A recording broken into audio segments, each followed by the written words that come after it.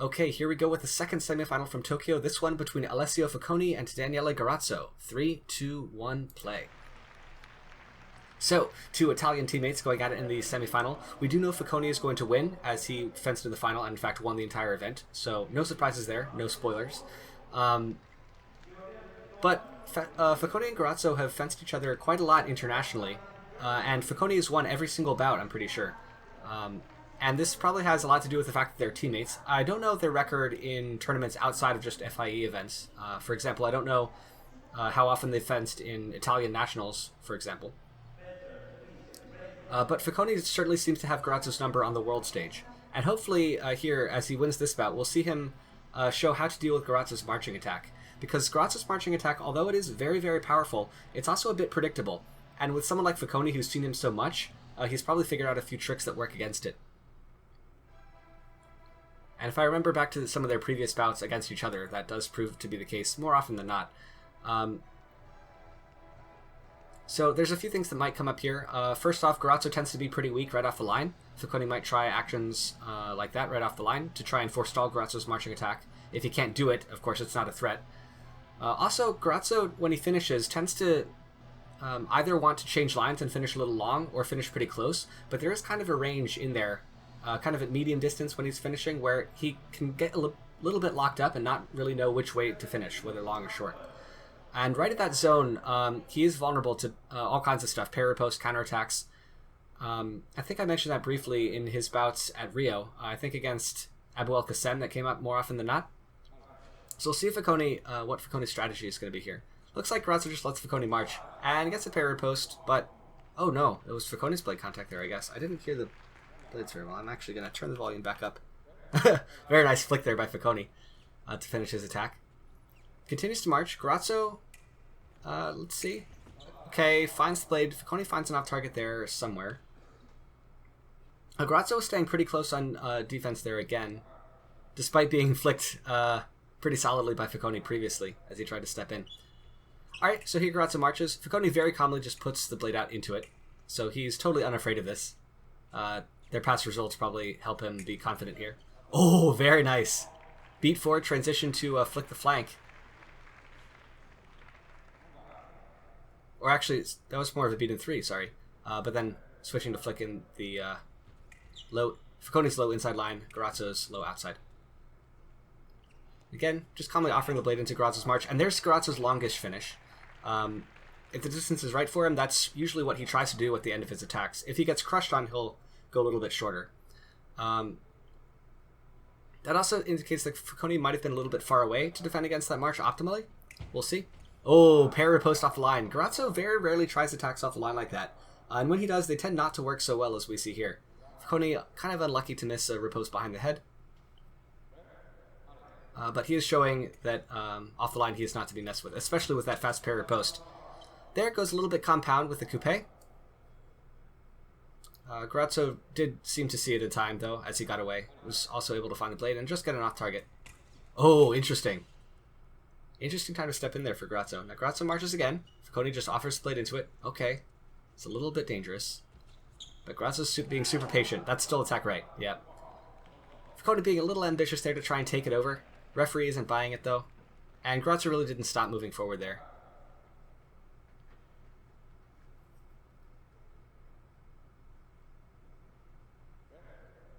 And here we go again. Foconi continues to march. That super fast line change, yeah, you see there from kind of from 4 to 6 from the inside to the outside line. He's tried that once before with a long advanced lunge, and Garozzo caught it. I don't think Garozzo's going to be any more vulnerable to it now. Let's see. Garozzo continues to march. Finishes in close. Foconi tries it behind the head, and Garozzo chases him out with a very long riposte. Or remise, you might say, as Foconi missed. That's very nice, though. If the infighting fails, running away like that's usually not the best of ideas, because your opponent can do exactly what Garozzo did there, just chase you out. Oh, Foconi. Trying that kind of deep coupe type thing again. This time his blade's a little bit too far back, so when Garozzo's staying in distance, Foconi doesn't have time to get the blade back onto the target. So if Foconi goes too compound here, he might be vulnerable to counterattacks by Garozzo like that. Although he's been pretty good about finding something. Not that time, though. Again, a little bit big with the blade. Trying to flick. Flicks tend to be vulnerable to distance shenanigans like that, though. And Grasso kind of stepped inside it. So right now, Garozzo's actually doing a pretty good job disrupting Foconi's march, and less so the other way around. Although that's mostly because Garozzo's march hasn't come up as often. Ooh, interesting. Garozzo just finds a random off target. And you can tell Foconi had a plan there. He did follow through with it, even though he'd already been hit off target. So... see, Grasso keeps marching. Foconi again just offers the blade. Doesn't need to wait for anything. And then Grasso just gives up the attack. Oh, again, very nice acceleration by Foconi. It's so smooth. I know I bring this up every time we see Foconi, but that super smooth start, it's very deceptively slow at first, and Grasso could have accelerated faster out of distance, but didn't. That time, though, parry post off the line. Very nice.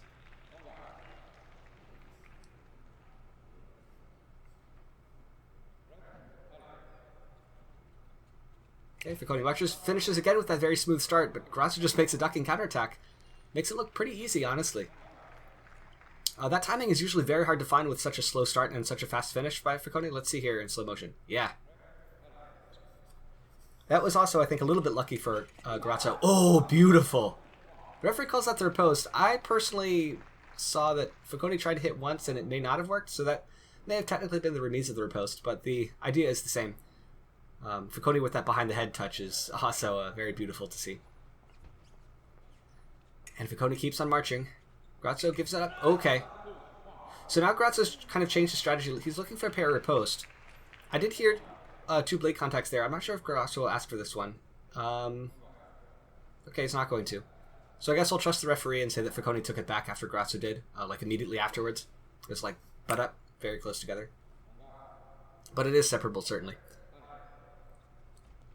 Alright. Oh, again, that super smooth lunge by Foconi. And you can tell that Grasso, he could have been getting away faster, but he wasn't.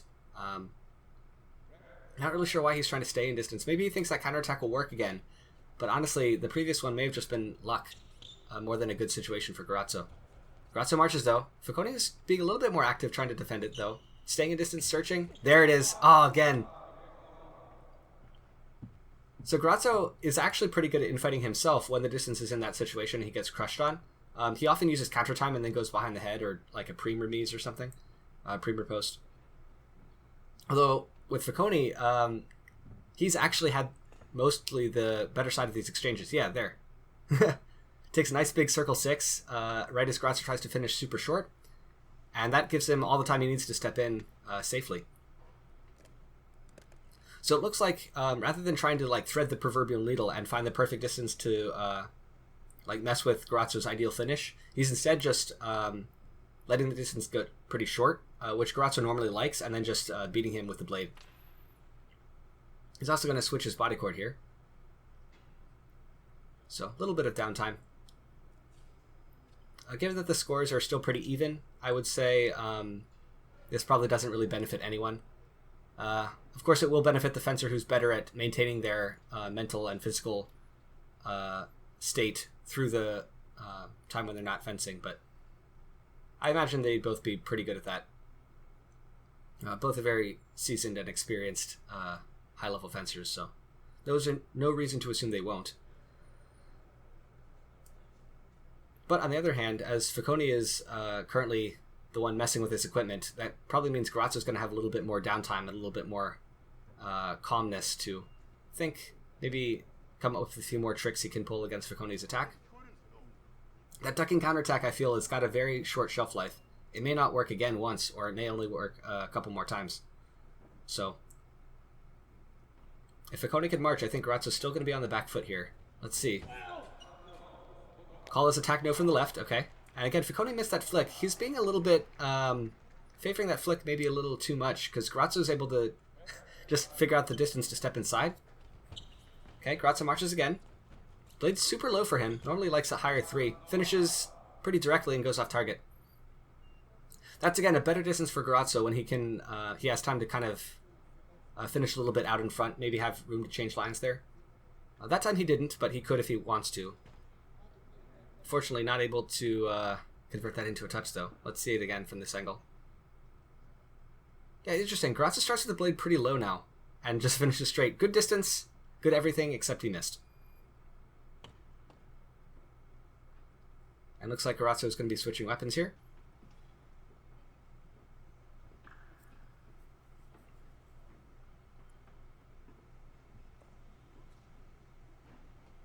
There's the classic Foconi just sitting, head down.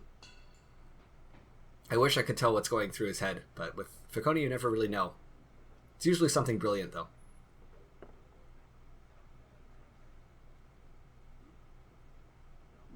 Oh, I guess Garozzo's changing his body cord as well. So a little bit of an awkward time for downtime with things so even. And again, it's hard to really say who this benefits. Although this time with Garozzo, his mind is going to be a little bit preoccupied by changing his equipment, so less cognitive bandwidth to devote to thinking about the fencing compared to Foconi.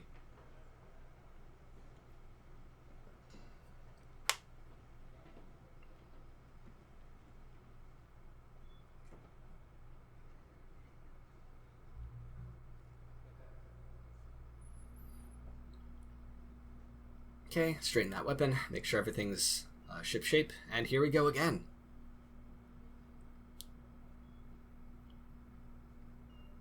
This is still, Foconi is going to win, but this is still very much anyone's bout at this point. Tactical situation is pretty even. Garozzo marches, finishes, goes off target though. That distance felt a little bit close for Garozzo. If he wanted to change lines there, he would probably miss. He's lucky that he was finishing direct, but on the other hand, I feel like Foconi is going to be able to parry or post if that direct attack comes. And there just accelerates. Garozzo tries another counterattack, but a little too late in the action, if I'm honest.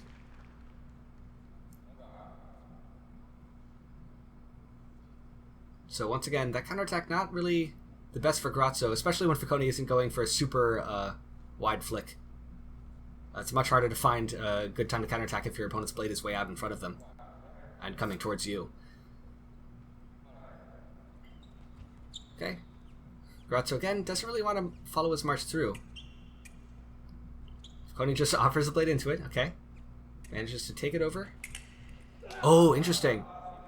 Yeah, so Foconi took counter time super early there, but Garozzo found it back. I still think this goes to Garozzo. Oh, or maybe not. Huh. Slow motion from that angle looked like it was Foconi's, actually.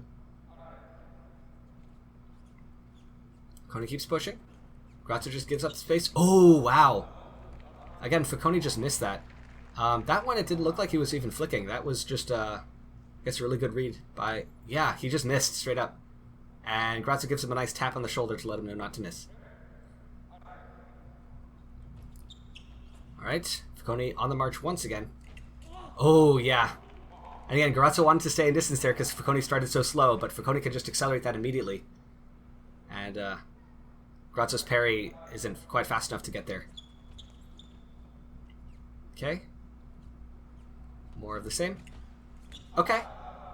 So you could see Garozzo pulled distance a lot better there. And again, it felt like Foconi just kind of missed that finish, though. And Garozzo just hit him on the way out. So I feel like Foconi might actually have to change something up here. Perhaps second intention would be in order. That way he doesn't really need to worry about missing the first one. Let's see. Okay, no, it just slows way down. That's fair. And changes lines a bunch, too. And once again, that kind of ducking maneuver for Garozzo doesn't really pan out.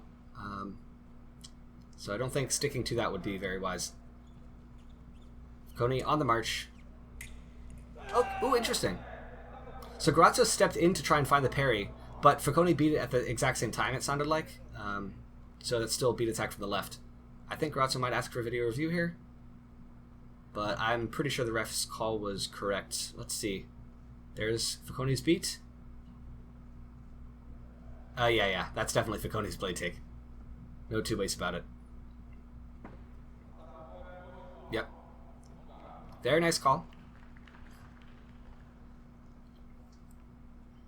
Still very even tactically, I'd say. Although, I think the tactics are shifting in favor of Foconi now, because he's been getting to march more than Garozzo has. Garozzo was ready to infight that one out, but he found an off-target on the way in.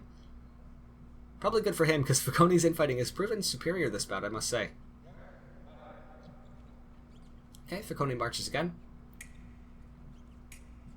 Takes the blade a couple times. Again, Garozzo... Ooh. So that looked like a pretty even situation. Again, Garozzo's still stepping in to try and find the parry, which feels like very dangerous for him, because if he doesn't find the blade, or if Foconi beats it at the exact same time, his distance is just going to be way too close to do anything. And it looks like he's taking a yellow card for what? Did he cover?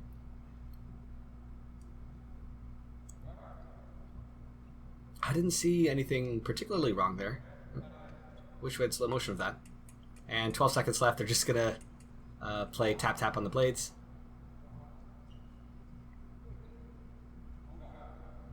Oh, man. This ref. He's not he's not letting them get away with it. So they still got to make a show of fencing, but they're just not going to go for any real attacks here. Oh, maybe Foconi might try and throw Garozzo off, but no, it doesn't look like it. And there we go. Alright, so yeah. Even scores. I would say Foconi's probably getting the better of this slowly. Like, we saw Garozzo's march not... it panned out a couple times, and he's had good distance with his finishes. More, I'd say even better than usual for him. But Foconi's just been able to take the attack over so many times, and Garozzo has been, honestly, a little bit timid-looking when he starts his march, and hasn't really committed to it too much. And that just means Foconi gets more chances to march, and in general, Foconi is doing better on the attack anyway, so that kind of adds up. The few touches that Garozzo's gotten on defense have felt more luck-based than anything else. He's found some nice parried posts, but that's on some like attack misses attacks. But the first half of that is attack misses. Foconi's been missing. If he hits those, Garozzo's pretty much entire like the entire foundation of Garozzo's defensive strategy here will probably fall apart if Foconi just stops missing. Or if he stops going for very ambitious wide flicks and that sort of thing.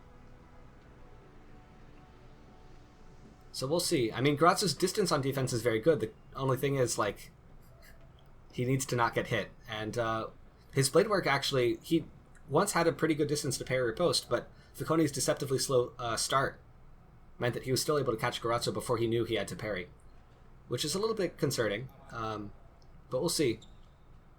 There are certainly adjustments to be made, but the question is, will they be made at a time?